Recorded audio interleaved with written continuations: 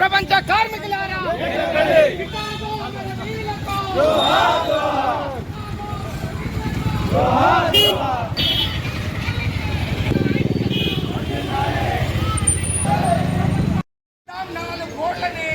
కార్మిక చట్టాలని కాపాడుకుందాం, కార్మిక చట్టాలని నరేంద్ర మోడీ ప్రభుత్వ విధానాలు నశించాలి.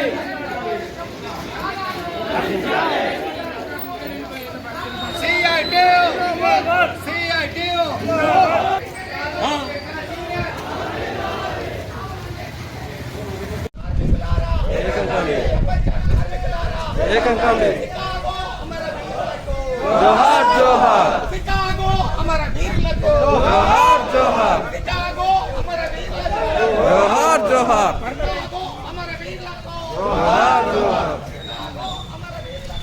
जोहार जोहार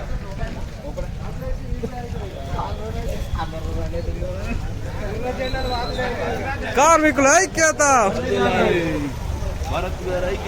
రామస్వామి నాయకత్వం ఏకం కండి.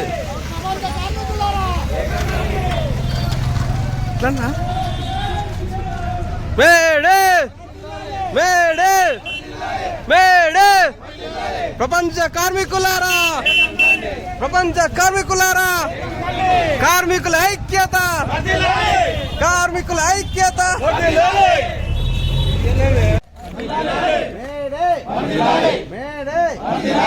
ప్రపంచ కార్మికులారా, ప్రపంచ కార్మికులారా, ప్రపంచ కార్మికులారా, షికాగో అమర వీరులకు జోహార్ జోహార్, షికాగో అమర వీరులకు జోహార్ జోహార్, షికాగో అమర వీరులకు జోహార్ జోహార్. సాధిస్తాం అమర వీరుల ఆశయాలను, సాధిస్తాం సాధిస్తాం సాధిస్తాం అమర వీరుల ఆశయాలను, సాధిస్తాం సాధిస్తాం. కార్మికుల ఐక్యత, వర్ధిల్లాలి, కార్మికుల ఐక్యత. వర్ధిల్లాలి. సిఐటియు జిందాబాద్, సిఐటియు జిందాబాద్, జిందాబాద్, సిఐటియు జిందాబాద్, జిందాబాద్.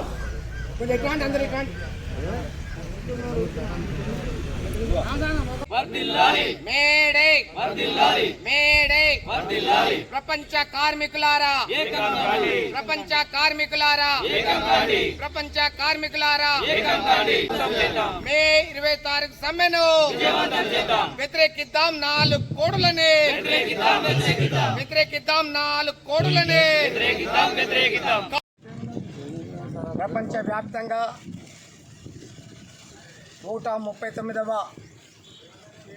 మేడే జరుపుకోవడం జరిగింది. అందులో భాగంగా కూడా సింగరేణిలో అన్ని గనుల మీద Singareni collieries employees union CIT ఆధ్వర్యంలో పెద్ద ఎత్తున జెండా ఆవిష్కరణ చేశాం. అదే కాదు, మన్నమరి అంబేద్కర్ చౌక్ నుండి మన్నమరి మార్కెట్ ఆఫీసు వరకు నినాదాలతో ప్రదర్శన తీయడం జరిగింది. ఈ యొక్క కార్యక్రమంలో అన్ని మైండ్స్ మీద పాల్గొన్నటువంటి నాయకత్వానికి, కార్యకర్తలకు, అభిమానులకు, కార్మికులకు, సోదరిమణి కార్మికులకు, అధికారులకు, కాంట్రాక్ట్ కార్మికులకు Singareni collieries employees union CIT తరపున విప్లవ వందనాలు తెలియజేస్తున్నాం. ప్రధానంగా ఈరోజు మేడే ఎట్లా వచ్చింది, ఈ మేడే జరుపుకోవడానికి కారణాలు ఏంటని అనుకున్నప్పుడు షికాగో నగరంలో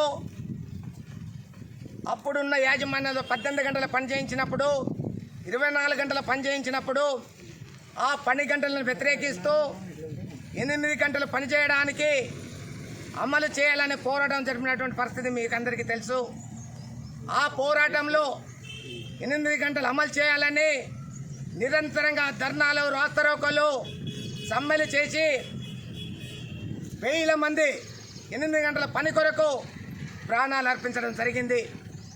ఆ ప్రాణాల అర్పణ మూలంగా కారినటువంటి రక్త సర్పని వాళ్ళ మేడగా మార్చుకొని 1886 సంవత్సరం మే 4వ తారీఖు రోజు జెండా ఎగరేయడం జరిగింది. ప్రధానంగా వాళ్ళ కేంద్ర రాష్ట్ర ప్రభుత్వాలు కార్మిక వ్యతిరేక విధానాలు అమలుస్తూ కార్మిక వర్గాన్ని మోసం చేస్తున్నారు. ఇవాళ ప్రధానంగా వాళ్ళ నరేంద్ర మోడీ ప్రభుత్వం 4 కోడ్లు అమలు చేస్తుంది. ఈ 4 కోడ్లు ఏంటంటే కార్మిక చట్టాలు ఏవైతే ఉంటాయో చట్టాలను కుదిస్తూ 4 కోడ్లను అమలు చేయడానికి ప్రయత్నాలు జరుగుతున్నాయి. దానిలో భాగంగానే ఈ నెల మే 20 తారీఖు దేశవ్యాప్త సమ్మె 5 జాతీయ సంఘాలు పిలిపివ్వడం జరిగింది, BMS తప్ప.